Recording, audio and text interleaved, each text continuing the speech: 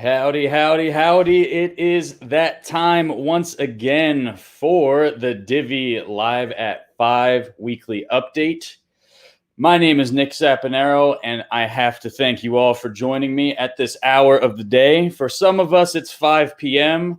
For others, it's 3 in the morning. So if you're up watching with us, you are amazing. As you guys know, last week we introduced a brand new format to the live stream. You know, we start out with this little intro piece, go into some of the Divi numbers, the crypto market update. Typically, we will have Jeff on for a 5 after 5. Unfortunately, today in his area, the internet is out, so we won't get a chance to speak with him today, but I promise he'll be back hopefully next week, as long as the internet isn't acting up. Once we get through that, I'm going to announce some amazing stuff, talk about the project and what we've been doing a little bit, give you a little bit of news, and then you guys can ask me anything. So without further ado, let's jump right in to the numbers.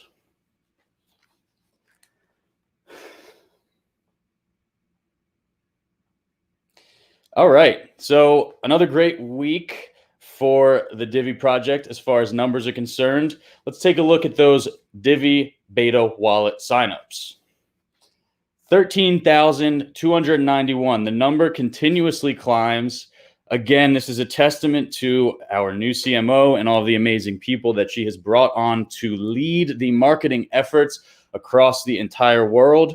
I'm really excited about this forthcoming wallet. As you guys know, it's looking like November for our release 1 beta, and we will talk more about that later. As far as masternodes are concerned, we have a new all-time high of 1,548 masternodes. Let's take a look at the overview to see what that looks like from an ecosystem perspective.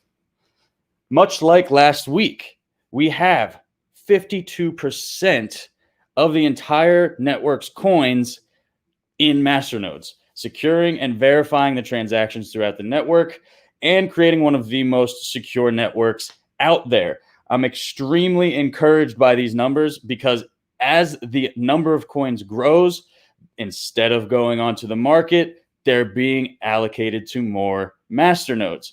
And we have a huge number of people also staking through the various staking pools, WhatsApp, and of course their individual wallets. Let's move on to the crypto market update.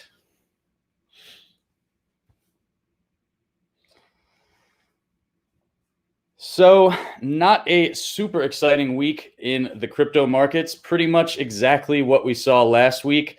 Bitcoin, I believe, is at 10,000. Let's see, 10,700. Yeah, it's just been bouncing there for quite some time. But that's not always a bad thing. Sometimes some stability and consolidation over a longer channel actually helps the maturity of an asset. This is a good thing, especially as we started to see some articles this week talking about how cryptocurrencies have outperformed gold in 2020. An incredible feat for an asset that is a fraction of the size of the market of gold. Ethereum also looking pretty much the same as last week, in that 350 range. Still up a little bit on the week. Not a bad thing. Let's move on. The market is as the market does. So as I said, there's no 5 after 5 today. Unfortunately, I do miss my good buddy, Jeff McCabe, but he'll be back next week. I'm sure he'll have even more incredible updates for you. In his stead, I will provide my own updates for you. So as you guys know, at long last, we finally announced the exchange. Which exchange is it? You probably already know. It's Bitmax. Bitmax is a huge exchange. They're in the top 20, in that range. I know that they fall below the top 20 here and there. They have over $150 million in volume daily. They have over, I think, 40 margin trading pairs. And we will be live for trading on Bitmax on September 29th at 10 a.m. Eastern time.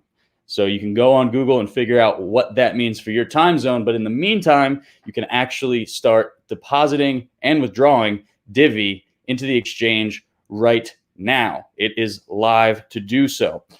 The reasoning behind the Bitmax listing. See, we don't just randomly do stuff, right? Every single step that we have taken and every step that we will take is a methodically thought out process that goes through many, many iterations of thought. With Bitmax, it is a huge exchange in the Asian markets. The Chinese and Japanese markets are one that we have been aiming towards for the better part of this year and have been creating a strategy to actually access those markets. It's not easy. As a Costa Rican company run by basically American people and people in the UK and EU, we don't know the Asian markets, right? I don't know what it's like to even live in China. I've never even been there. So it's really important that we build strategies with the people that do. Bitmax and some of our other partners are helping us to do some co-marketing efforts. We're going to have all of these influencers doing contests and tweeting and videos and all of that amazing stuff in those markets. The track record for Bitmax, some of the coins that have listed there recently have done incredibly well as a result of these marketing efforts. So I'm really hopeful, and I can see that this will be a good thing for us as long as everyone executes on the strategy. They will enable staking on the exchange very soon. It's not going to happen at launch, but they are working on it right now. So keep an eye out for that, because that's just another amazing feature that Bitmax is going to enable for us. What's awesome about Bitmax's staking in particular is the fact that they're actually going to offer a much more competitive rate than some of the other staking pools out there. It'll be almost exactly like staking on your computer. So for people that can't do the staking on their own server, on their own computer, can't leave it on 24 hours a day, this is another amazing option for them. And of course, it's still within those markets that we're trying to attract. So that's the exchange. I hope that you guys are happy. If you have additional questions about the exchange, start throwing them in the comments right now, and I'll answer them in the AMA section. As far as the project is concerned, we are absolutely crushing it as far as the mobile wallet is concerned. We just merged 4 huge pull requests, one of which enables a ton of the wallet functionality for the wallet. So this is send, receive, balances, transfers, all your breakdown, all of your address book, which we call favorites. Pretty much all the biometric stuff is done. I mean, we almost have a wallet here. We almost have an actual usable wallet, and I'm really excited to get it into the first round of testers' hands in November. I think you're going to be really, really pleased with what we've built. Mochis are now also being updated to the latest blockchain core daemon, which is 1.1.2. This is extremely important because at pretty much the end of October, I forget the exact block number, but if you are not updated to 1.1.2, your wallet will fork and all of the coins that you earn will be unspendable. Now, if you're running a desktop wallet, you've probably already run your auto update, so you're probably good. Double check, make sure that the wallet version, if you're running the desktop, the visual interface wallet on your desktop, make sure that that version number says 1.7.0 and the core says 1.1.2. If you're running a CLI wallet, you already know what to do to update those. And as always, the mochis are already being updated by us. Moving forward, I think that's everything for the project update actually today. So I guess let's move into the news.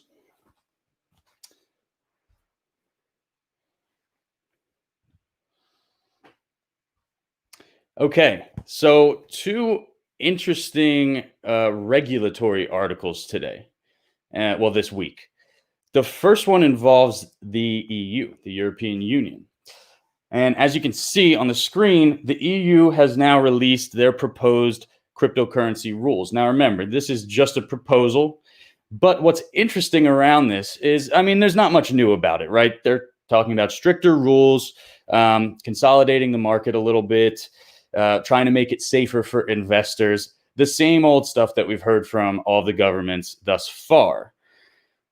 What worries me about this is, especially when they talk about market consolidation, what does that mean?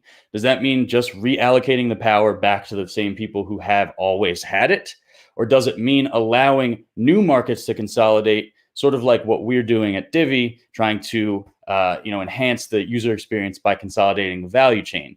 I'm worried that it's the former, but only time will tell which one it is. The other interesting point that was made in that article is the fact that stablecoin providers will be under the heaviest regulations. Why might that be? Could it be because central bank digital currencies are going to become commonplace? I'm speculating, but it makes sense to me. I'm not a big conspiracy guy, but I mean, the numbers add up. There's all of these governments creating CBDCs already. There's a ton of research going on right now behind that. Why wouldn't they make it harder for stablecoin operators to do what they do best? It's just a thought, but give it some. Moving on, the IRS, my favorite. So the IRS sets a trap for cryptocurrency tax cheats.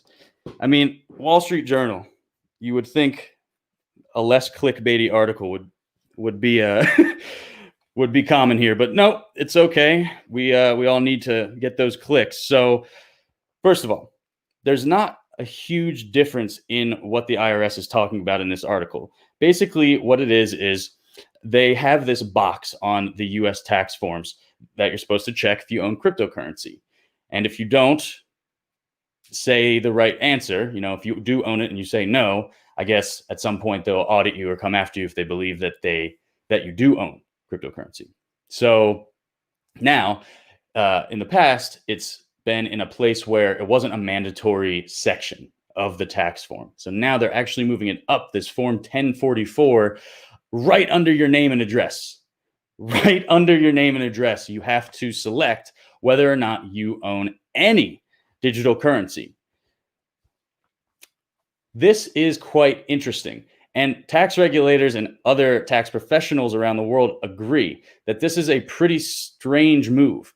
Why are they so heavily focused on cryptocurrency all of a sudden?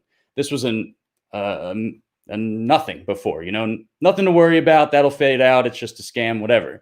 Now they're trying their hardest to nail down every single person who owns this digital asset. What it tells me is that, first of all, cryptocurrency has reached a new point of legitimacy in their eyes. And second of all, no one is telling the truth on these forms. Coinbase was tapped to find the number of people who use the exchange versus how many people are actually selecting this box. And it's like 150,000 of their users probably out of the 3 or 5 million that they actually have. So obviously there's a problem. The IRS is also offering like $675,000 to anybody who can crack privacy coins like Monero. So this is becoming a big deal to them. They want the money that is being earned off of this, so much so that they're willing to come after people who are doing micro tasks for cryptocurrency. People are getting airdrops. Even airdrops that you don't know about are potentially earned income in the cryptocurrency space. Very, very interesting. Very interesting to see the evolution of this amazing technology since I jumped in. If you are in the United States, consult your tax professional, figure out what you're going to do about this new checkbox. Well, that's all I had for the news this week. Why don't we take some questions?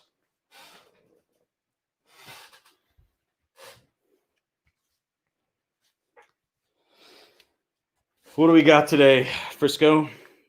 Anything good?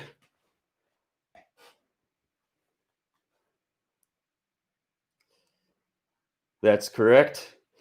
How often are staking rewards supposed to be paid out? I haven't received any in over a month. So there's an interesting mathematical equation behind staking. And it all comes down to one word: stochastics. Stochastics basically mean predictably random, sort of on a pattern, but not really. So depending on the number of Divi that you are staking, it could be quite some time before you see a reward. And then you might see a bunch of rewards all at once, and then a little bit and a trickle, or none for a while again. That is stochastic. It will always average out over time. Now, if you haven't seen any rewards for a significant amount of time and you feel that that is incorrect, come join us on the support channel on Telegram, and one of our support guys will look into the issue for you, because it could be an issue. If you're staking a ton of Divi and you haven't received anything in 30 days, you might have a problem. Otherwise, it's probably just the stochastics behind the algorithm. Divi Venture updates. Yes, I was hoping that Jeff would come on today because he had an awesome update about this.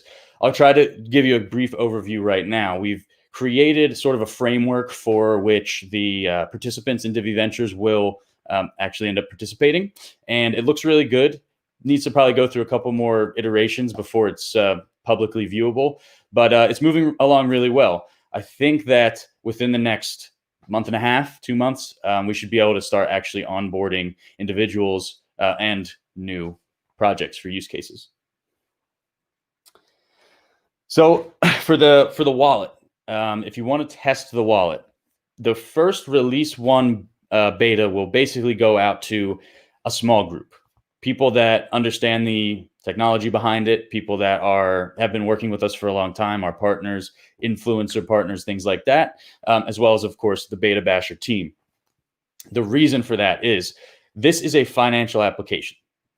It cannot go out without being absolutely battle tested. I would not want to put it in the hands, even with test Divi, of the wrong person. Not saying that you are the wrong person, but we just have to be very, very methodical, as we always are, about how we roll this out. That said, I will be selecting a larger group in the upcoming rounds of beta testing. So if you have signed up, if you're one of those 13,200 people who have signed up on wallet.diviproject.org, then you have the chance at becoming one of those testers. So just stay tuned, be active in the community, and hope for the best. Good luck. 100% is the answer. We'll have that out soon. Actually, so I don't know how much I can say about Zap right now. They are doing a ton of work. I did just learn something amazing about it, but from the development side, I'm not sure how much I'm allowed to say. So I don't want to step on anyone's toes or say the wrong thing here. So I'll try to get a more substantial update on Zap here in the next week or so, so that I can say what I'm thinking. But yeah, just don't want to screw that up. So stay tuned. What else we got?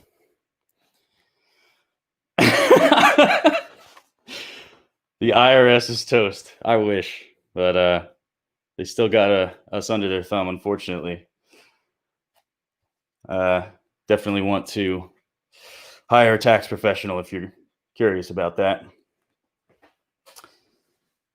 Bitmax. Yes, sir. Good times. So I see some down here. Are you planning on any more exchanges? You want to go to that one, Frisco? I'll go to the Isaac one next. So no, actually. And here's why. These exchange listings take up a lot of our time and a lot of our money. I would prefer to put that money toward, if it's an exchange effort, I would I would prefer to put that money toward liquidity. And I'm not talking about wash trading. I'm talking about enhancing the order books, creating more of a market on the exchanges that we're already listed on to attract more traders in, more people who want to, do other things within our ecosystem other than set up masternodes. A lot of people love the masternodes, but there are a bunch of traders out there that really don't give us a second look because it's really not a trader's coin. And I would like it to be more so attractive to those people, responsibly, of course. So if we do any more exchange initiatives, it will probably be in that direction. DeFi Divi.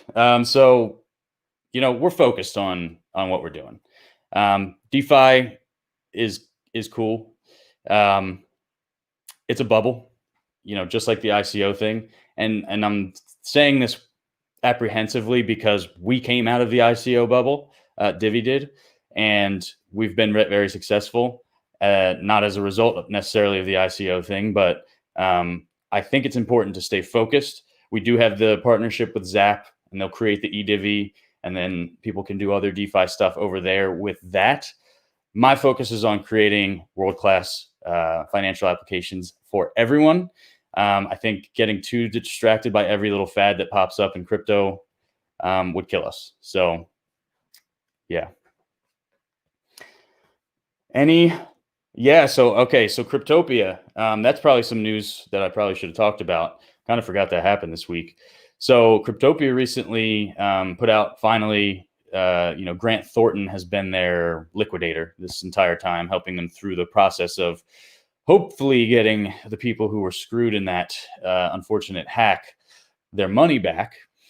It looks like there will be some semblance of refunding, allowing people to come on and get their money, but you have to complete KYC in order to retrieve your assets. And they're really not sure whose assets are what. So it could be kind of a crapshoot as far as who actually gets what. My best advice would be, don't get your hopes up. Definitely go and try to get your money back. I know I'm going to try, but with this stuff, you gotta kind of have low expectations.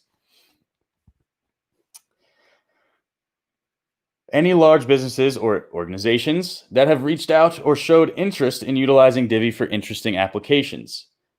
Absolutely. People hit us up all the time, mostly Jeff, for business development stuff, wanting to use blockchain technology for one thing or another.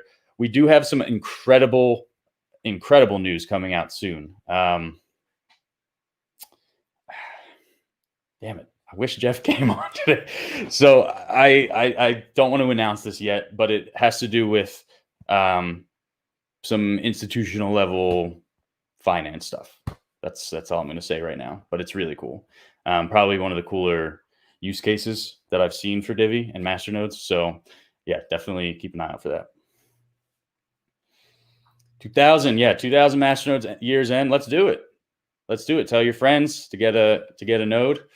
And we're only like less than 500 away, right? So 450 away, I think, right now. It could happen. Sure. What else we got? Anything? Oh, I see a good one here. Robert Vickers. For tax purposes, will there be an option to see how much Divi you had at a certain time? So yeah, that is one of the things that we did early on in the year. You guys might remember this was a company called Feo, which is like a invoicing company. It's actually owned by one of our devs. That will help us enable you to do exactly what you're saying.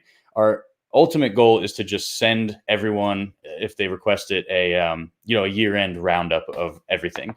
How much you had at a certain time, how much it was worth, the whole kit and caboodle.